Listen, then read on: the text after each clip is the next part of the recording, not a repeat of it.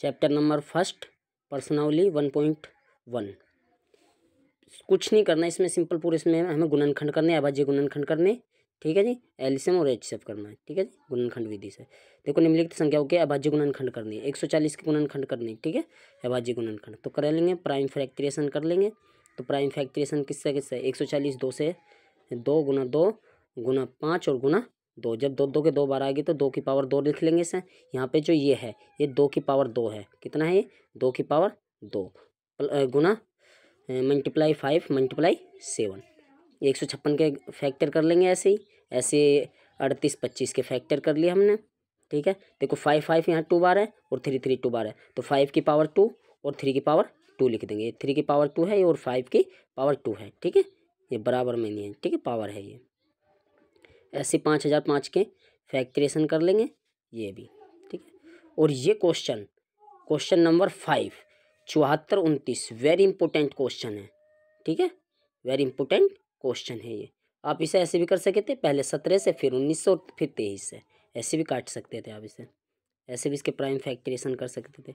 Question number 2, ठीक है, पूर्णांकों के नए युग्मों को क्या करना है, एलसीएम और एचसीएफ ज्ञात कीजिए और जांच करनी। जांच कैसे करनी, दो संख्याओं का गुणनफल जो होता है, प्रोडक्ट होता है, 2 नंबर्स का प्रोडक्ट, वो एलसीएम गुना एचसीएफ, एलसीएफ मल्टीप्लाई एचसीएफ के इक्वल होता है। तो यहाँ पहले हमें क्या करना है, यहाँ से इसने कहा कि एलसीएम और एचसीएफ ज्ञान फाइंड करो और उसके बाद फिर सत्यापित भी करो, यानी कि जांच करनी, ठीक है, चेक भी करना हमें। ऐसे हमने यहाँ इन्हें नंबर दिया था 26 और 91। 26 का के फैक्टर कैसे हो गए, 2 गुना 13 लिख सके ऐसे 26 को, और 91 को कैसे लिख सके 7 गुना 13, 13 7 91, ठीक है।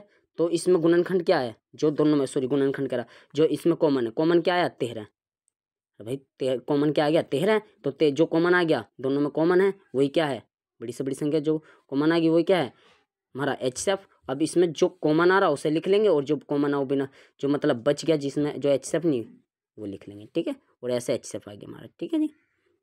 फिर यहाँ चेक कर लेंगे दो संख्याओं का गुणनफल, यानी कि जो हमारी ये थी 26 और 91 थी, एक तरफ 26 और 91 गुना कर लेंगे और एक तरफ एचसीएफ और एलसीएम की मल्टीप्लाई कर लेंगे।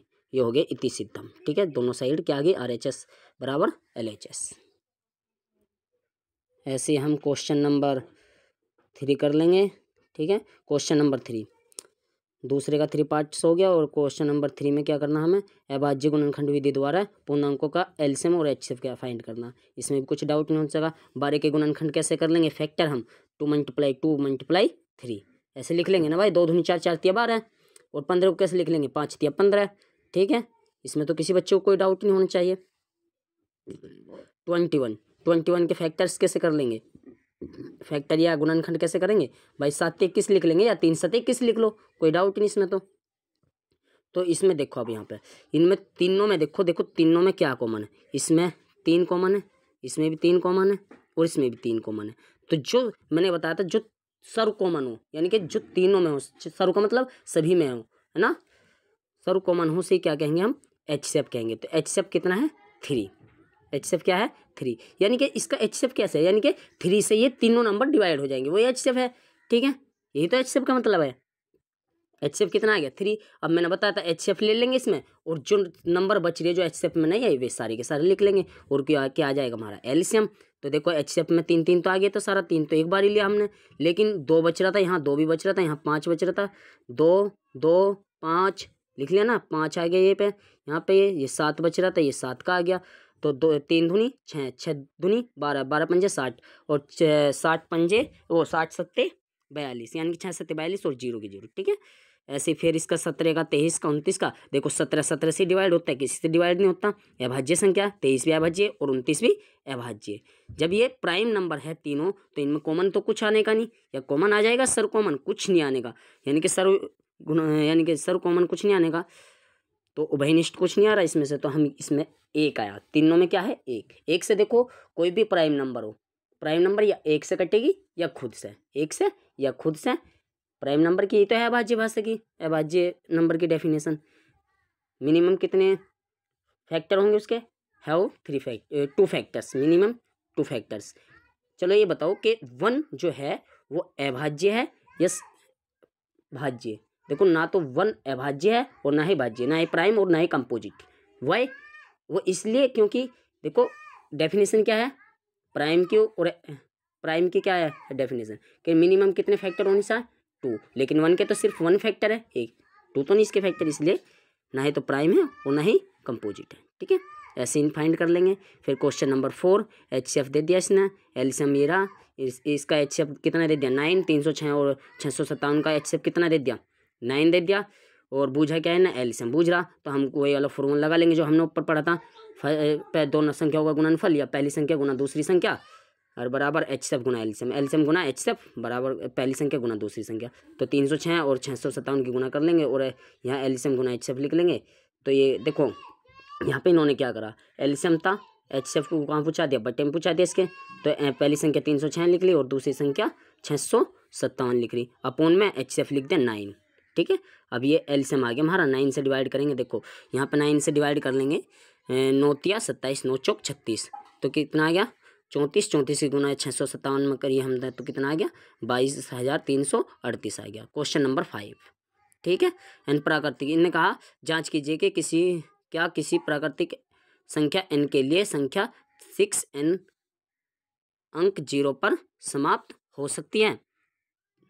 तो कुछ नहीं करना, हमेशा 6n एक का अभाज्य गुणनखंड क्या हो जाएगा 2 गुना 3 और मल्टीप्लाई में 3 रबर ब्रैकेट में वो सॉरी n 2 मल्टीप्लाई यानी कि 2 तिया 6 फैक्टर कर लेना इसके अभाज्य गुणनखंड। ठीक है, तो अब यहाँ देखो इसमें कहीं भी 0 नहीं आना, देखो जबकि कोई प्राकृतिक संख्या जो शून्य पर समाप्त होती है उसके अभाज्य गुणनखंड 2 गुना 5 होता है, लेकिन इसमें तो 2 गुना 5, 5 का तो कहीं का से कहीं निशान नहीं होना चाहिए, मिनिमम एक 5 होना चाहिए, तभी क्या होगा शून्य आएगा उसका। ठीक है, तो इसमें तो 5 है नहीं, तो इसलिए शून्य पर समाप्त नहीं होगा। क्लियर है, इसमें ऐसे ही कर लेंगे इसे भी क्वेश्चन को। फिर क्वेश्चन नंबर ये भी क्वेश्चन बिल्कुल आसान है और बहुत अच्छा क्वेश्चन है। ठीक है, कर लेंगे, इसमें एलसीएम फाइंड करना। ठीक है, देखो इसमें हमें HCF निकालने की, देखो यहाँ पे देखो इसने क्या, किसी खेल के मैदान के चारों ओर एक वर्ताकार पथ है, यानी कि वर्ताकार है, सर्कल है एक, ठीक है, गोल है। इस मैदान का एक चक्कर लगाने में सोनिया को 18 मिनट लग रहे हैं और जबकि मैदान का एक चक्कर लगाने में रवि को 12 मिनट लग रहे हैं। मान लीजिए कि दोनों एक ही स्थान से, यानी कि एक ही जगह से, एक ही स्थान से और एक ही समय पे, यानी कि 9 बजे चल रहा तो दूसरा भी 9 बजे चलना प्रारंभ करता है, चलना शुरू करता है, और एक ही दिशा में कैसे चले, एक ही दिशा में कितने समय बाद वे पुनः दोबारा से मिलेंगे। ठीक है, ये पूछा। तो देखो ऐसे क्वेश्चन में हमें कुछ नहीं करना, एलसीएम फाइंड करेंगे। क्या करेंगे, एलसीएम। ठीक है, तो HCF तो निकालने की इसकी तो जरूरत भी नहीं थी, सिर्फ हमें एलसीएम फाइंड करना। देखो इसने यहाँ पे क्या कहा, कितने समय बाद पुनः मिलेंगे, तो एलसीएम फाइंड करना इसमें, ऐसे में जब भी ऐसा कुछ। ठीक है।